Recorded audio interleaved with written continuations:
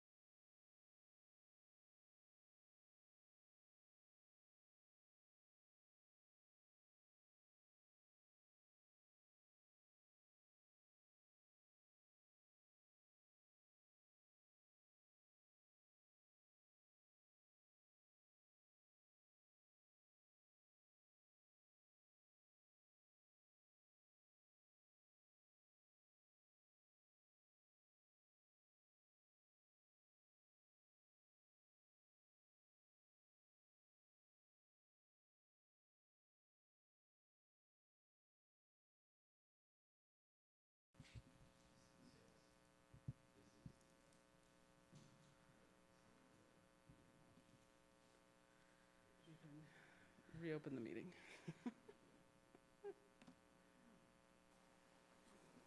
Are you on, Rick? So since we're on the air again, would you please just explain that so that the folks at home will know? So reviewing our code of ordinances for the city, it actually does specify that a quorum is a majority of members excluding vacancies. So we do actually have 1 vacancy on the Planning and Zoning Commission right now. So that means the 5 out of 9, which is what we actually have seated, will constitute as a quorum, so we can reconvene the meeting. both meetings? We could do For- both meetings or just one? Just for now, just for the Impact Fee Advisory Just the Committee. impact fee. Everybody straight with that? Okay. I think I am. All right. We go, move on to item 3A, discussion and consider action to submit comments to City Council on the update and amendment to the Bastrop Code of Ordinances, Chapter 13, Article 13.12, entitled Impact Fees, updating the land use assumptions, capital improvement plan, and amending impact fees for water and wastewater utilities, and move to include on the June 14, 2022 City Council agenda. Ms. Waldron, you're up. So I'm just going to introduce Tracy Waldron, Chief Financial Officer for the City of Bastrop. We have a consultant here that's worked with city staff to work through an update on our impact fees. And so I'm going to hand it over to Chris. He's with Nugent Strategies. Thank you. So introduce yourself to us again. It's been a while. Absolutely. Madam Chair, members of the committee, Chris Eckroot with NewGen Strategies and Solutions. Pleasure to be with you tonight, here to update you on the recently completed water and wastewater impact fee study. This is something that has to be done every 5 years under the law. The city chooses to do this more frequently because your projects are changing, your costs are changing, and there's significant growth occurring in the city. So we want to make sure that the impact fees represent a fair allocation of cost to development. And you're going to go over just briefly what impact fees are Yes, ma'am. and why we have them, right? Absolutely. That's Okay. where we're going to start tonight is Good. what is an impact fee, a very brief primer of the impact fee before we get into those calculations.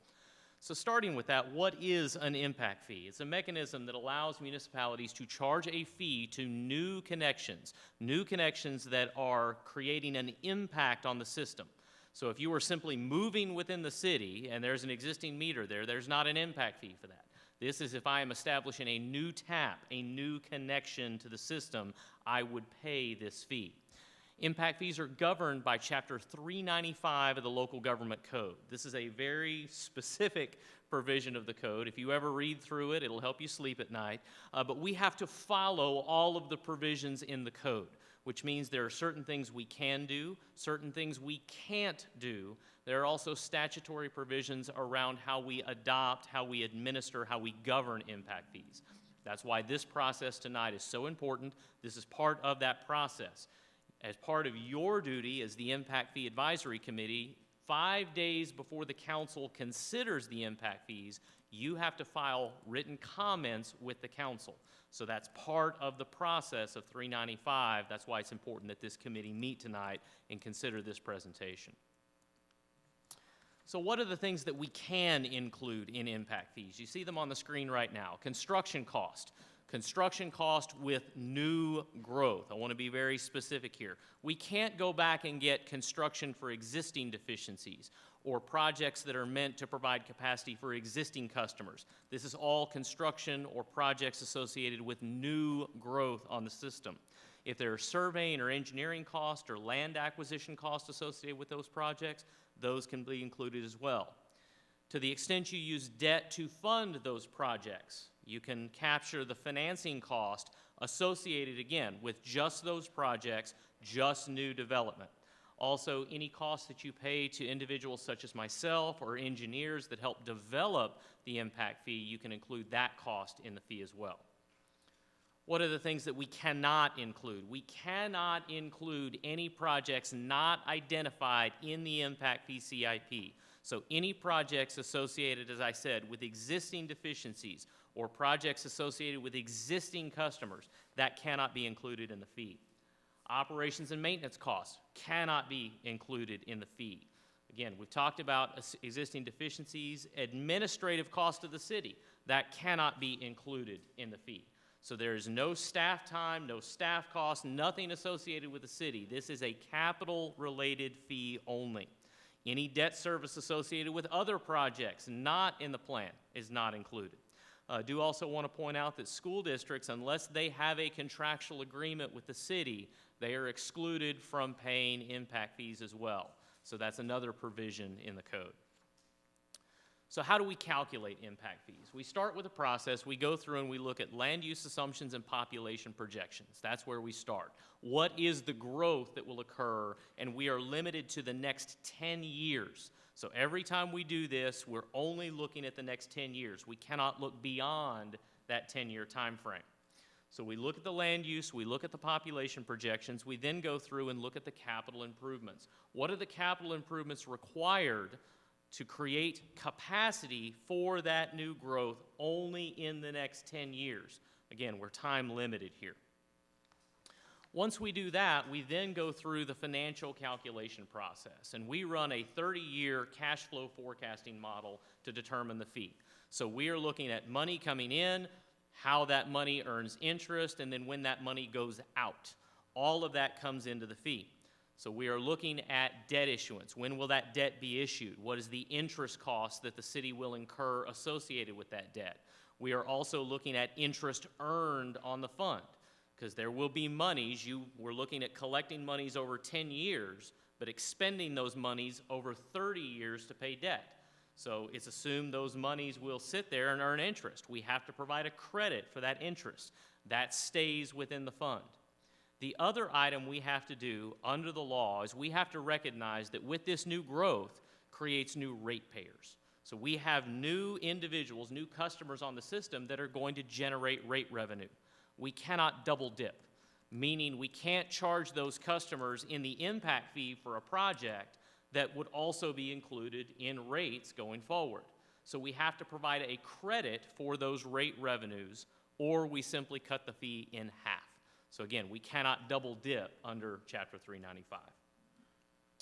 So with that said, let's get into the key assumptions behind the fee as we look at that right now. We're utilizing approximately a 4% growth factor over the next 10 years. That's going to be an assumed 4,687 new water connections. We've done something different this year. We have divided the city into a different service area relative to water production. So let me talk about water production. Let's start with that. There are going to be some connections, growth within the city, that will be served by water coming from Aqua Water Supply Corporation. So there will be some customers that are not receiving service from the water plant or the new water plant project. So we have carved them out, and we have a fee specific to water production. We have a fee specific to all other projects, what we're referring to as the distribution fee.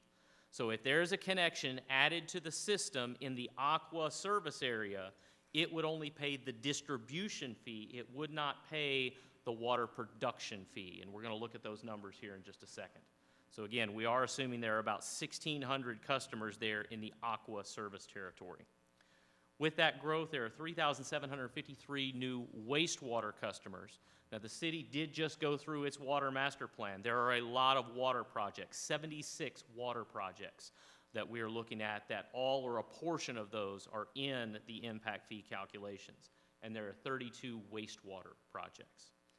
So what we're going to do is we're going to start on the water side. So water side, almost $130 million in total water projects. And you see how those break down. The largest category there is on the water supply side, $44.5 million. Now again, I told you earlier, we're time limited. We're looking at 10 years. We are only looking at the capacity that will be used by new growth in the next 10 years. That's why that middle column you see there is so important. That defines the percentage of those dollars that can actually be picked up in the impact fee calculation.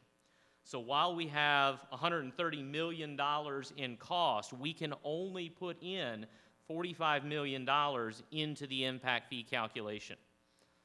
Where does the rest of the money come from? It has to come from ratepayers, from regular, everyday ratepayers. So again, we are following the provisions of 395, which limits us in the amount of money we can actually put into the fee. I do want to point out that $130 million has gone up substantially since last time I was with you.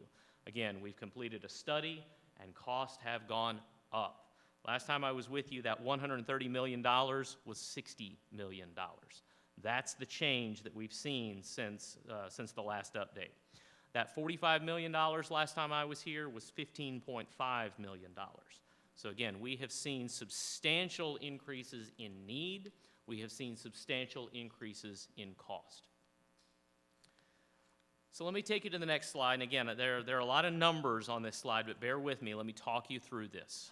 We start with the recoverable impact fee cost. As I said before, we're breaking that out between the production fee, the water production fee, and the distribution fee. So $6.3 million goes into production, 38.7 goes into the distribution fee.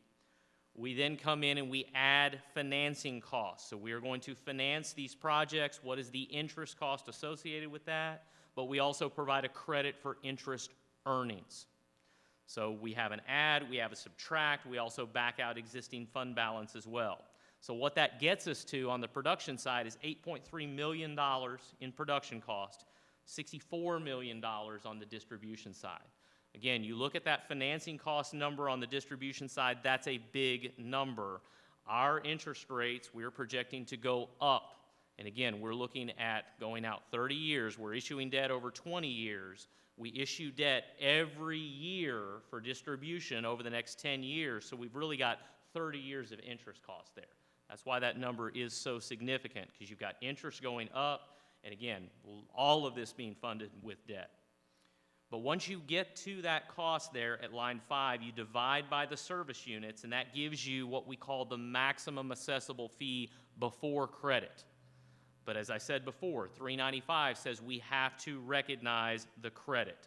The way we're doing it at this time is we're just cutting it in half, taking 50%. So the maximum assessable fee at this time for production, $1,347. On the distribution side, $6,835. That is the maximum fee. You put those together, that's about $8,182. Coming down, the current water impact fee is $4,109. We don't have a production fee at this time. This is the first time we've broken this out, so we've just put that all on the distribution side. So again, the variance, you see the new water production fee only charged to those outside of Aqua's service territory, but the distribution fee going up $2,726. So again, we've seen a well over 100% increase in cost. We're seeing a substantial increase in this fee as well. So again, what we're recommending, production fee $1,347, the distribution fee of $6,835. So that's the water side.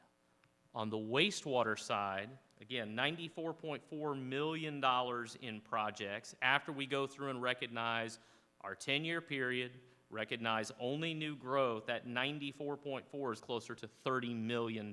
That's all we can put into the fee. Last time I was with you, that $30 million was $20 million. So again, even on the wastewater side, we are seeing increases. When we go through the same cash flow analysis, we start with our $30 million, we add financing cost, we back out interest earnings, we back out existing fund balance to get to $38.2 million. When we look at our service units over the next 10 years, that gives us a fee of $10,179 before credit. After credit, that fee is $5,089. Now, this is where it gets interesting, because your current wastewater fee is $6,173. We're recommending that you lower your wastewater impact fee from $6,173, take that down to $5,089. That's what's justified under the calculations. So we are seeing a shift from wastewater to water. So again, the water fee is going up, wastewater fees going down. We're shifting from wastewater to water as we look at our assumptions right now. So again, our recommendation is a water fee, $8,182. We are recommending you break that out into a production fee, a distribution fee. The wastewater impact fee, $5,089. And again, we're recommending the city continue to charge this based on a meter size basis. So effectively, we are setting a fee for a 3/4 inch meter. If somebody comes in and wants a 1 inch meter, the fee would go up ratably, or a 1.5 inch or a 2 inch meter. So that fee goes up based on the larger meter size. Why is that? A larger meter can place more demand on the system, requires more capacity investment. That's why we ratably increase the fee with the size of the meter. Again, the city does that right now. We're recommending that practice continue going forward. So I provide this comparison every time I'm with you and we go through this. This is a comparison of what comparable impact fees are in other communities that are near you or are similar in terms of population.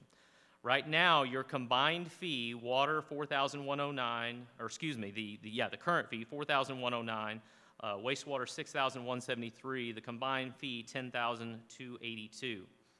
We are recommending an increase to that. Let's look at the next line up. If we take out the production fee, so this is what would be charged for those in the Aqua service territory, $11,924.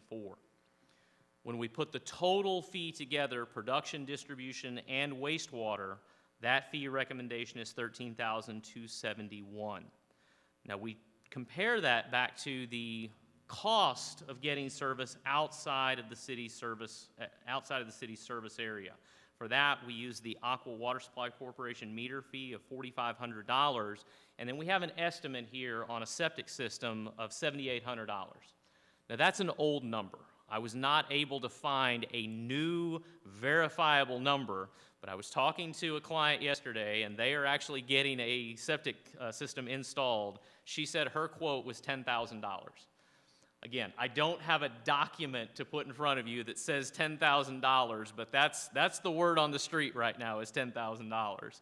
So if you put that in there, that fee is closer to $14,500, which would bump that outside city service above what we're proposing that you charge here at $13,271. So again, we understand that there are some big increases this year, but again, costs have gone up. Everybody has seen that across the board.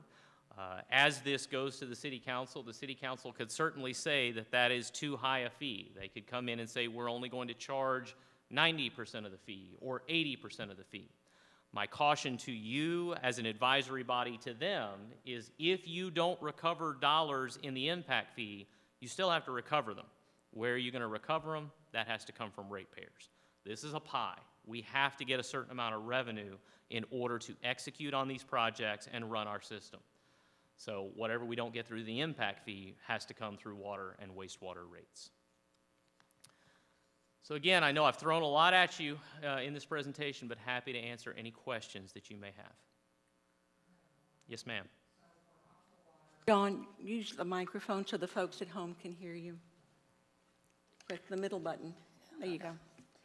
So for Aqua Water, if you're going to do a capacity study, so if you're adding a house on a street, Yes. it's $2,500 just to see if there's enough, if the line's big enough to service your home. Do we have something like that? So you don't have a fee for the capacity study, and I Okay. did not add their capacity study charge in here. I Okay. just looked at their meter fee. But you are correct. If you want service on Aqua's system, you do have to pay for that study. And the septic is correct because I deal with that a lot. And Okay. they're ranging from $9,000 to $11,000 depending if it's a field or aerobic. Okay, I appreciate that confirmation. That's fantastic.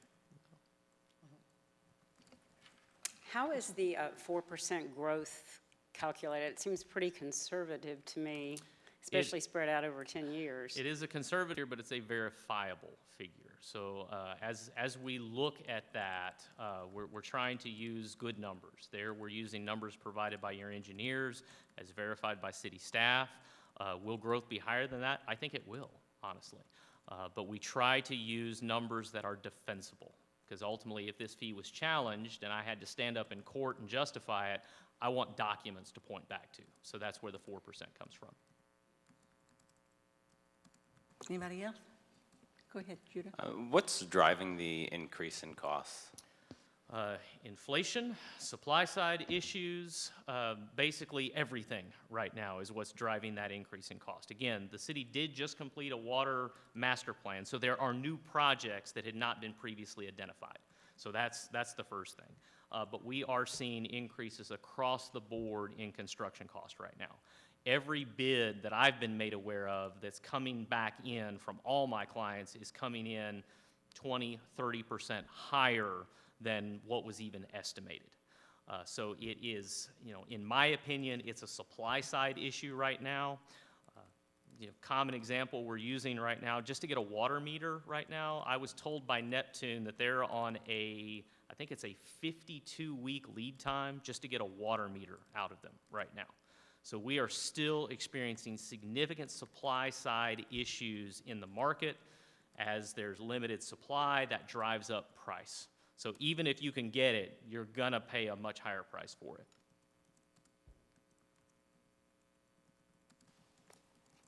Anything else? Scott, you good? Okay. At this time, I'll entertain a motion.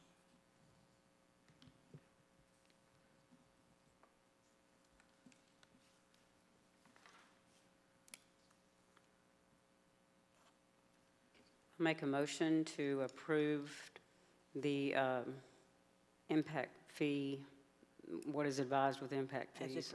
as As presented tonight. And recommend council approval. Yes. A second. Motion and a second. Would you please call roll? Absolutely, Madam Chair. Cynthia Meyer, Yes?